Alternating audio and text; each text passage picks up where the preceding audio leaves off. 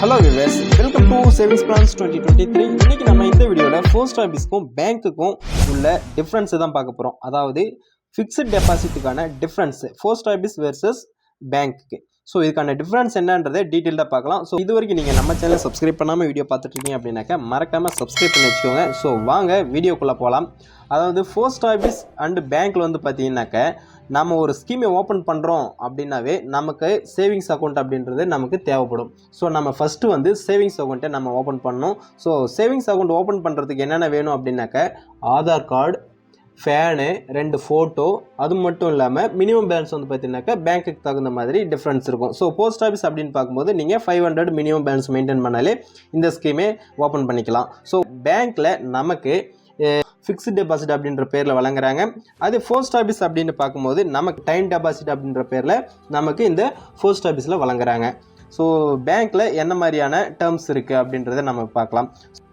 பேங்க்கில் வந்து பார்த்திங்கன்னா 1 year 10 days, 2 year 20 days அப்படின்னு சொல்லிட்டு டேர்ம்ஸ் வந்து பார்த்தீங்கன்னாக்கா இருக்கும். அதாவது மெச்சூரிட்டி பீரியட் நம்ம ஒரு எஃப்டியில் டெபாசிட் பண்ணும்போது ஸ்டார்டிங்லேயே நம்ம சூஸ் பண்ணிடுவோம். 1 வருஷத்துக்கு 10 நாள், 2 வருஷத்துக்கு 20 நாள் அப்படின்னு சொல்லிட்டு நம்ம முன்கூட்டியே சூஸ் பண்ணிட்டு தான் நம்ம அதில் அமௌண்ட் வந்து பார்த்திங்கன்னா டெபாசிட் பண்ணுவோம்.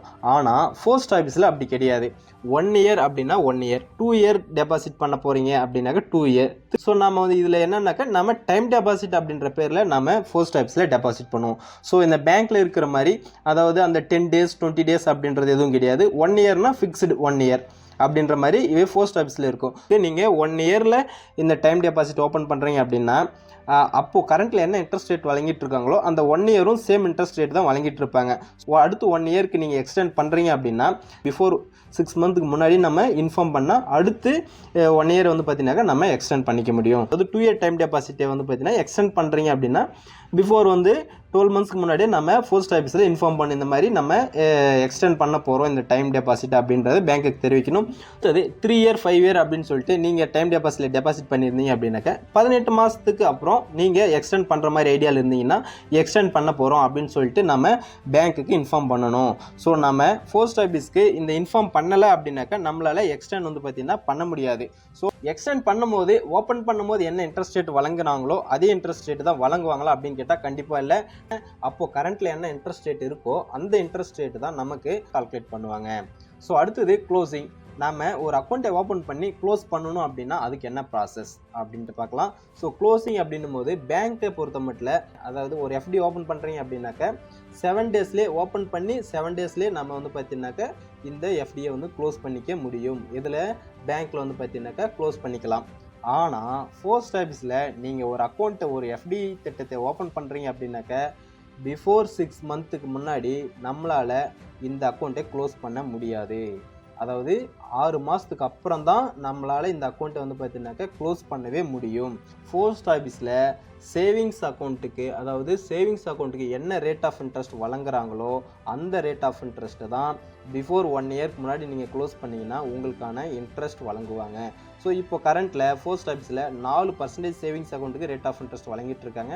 ஏன் அப்படின்னு பார்த்தீங்கன்னா போஸ்ட் ஆஃபீஸில் 1 yearக்கு 1 time மட்டும்தான் நமக்கு இன்ட்ரெஸ்ட் ரேட் ஜென்ரேட் பண்ணுறதுனால ஸோ 6 monthுக்கு மேலே பிஃபோர் 1 yearக்கு முன்னாடி நம்ம க்ளோஸ் பண்ணால் நமக்கு இந்த 4% ரேட் ஆஃப் இன்ட்ரெஸ்ட் தான் கொடுப்பாங்க.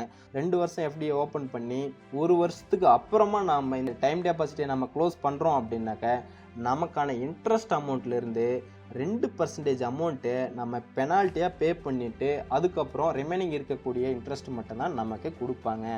அதுதான் 1 வருஷத்துக்கு மேலே ஆயிடுச்சு, அதாவது இயர்லி ஒன்ஸ் தானே ஜென்ரேட் ஆகுது அப்படின்னு கேட்டிங்கனாலும் நீங்கள் போட்டிருக்கக்கூடிய டைம் டெபாசிட்டினுடைய கால அளவுன்றது 2 வருஷம். ஸோ 2 வருஷத்துக்கு முன்னாடியே நம்ம க்ளோஸ் பண்ணுறோம் அப்படின்னும் போது நமக்கு கிடைக்கக்கூடிய இன்ட்ரெஸ்ட்லேருந்து 2% வந்து மைனஸ் பண்ணி தான் ரிமைனிங் இருக்கக்கூடிய இன்ட்ரெஸ்ட்டை தான் நமக்கு கிரெடிட் கொடுப்பாங்க. அடுத்தது லோன் ஃபெசிலிட்டிஸ். லோன் ஃபெசிலிட்டிஸ் அப்படின்னும் போது பேங்க்கில் எப்படி நம்ம ஒரு எஃப்டி ஸ்கீமை யூஸ் பண்ணி லோன் போக முடியுமோ அதே மாதிரி போஸ்ட் ஆஃபீஸ்லையும் இந்த டைம் டெபாசிட்டை யூஸ் பண்ணி நாம் லோன் போக முடியும்.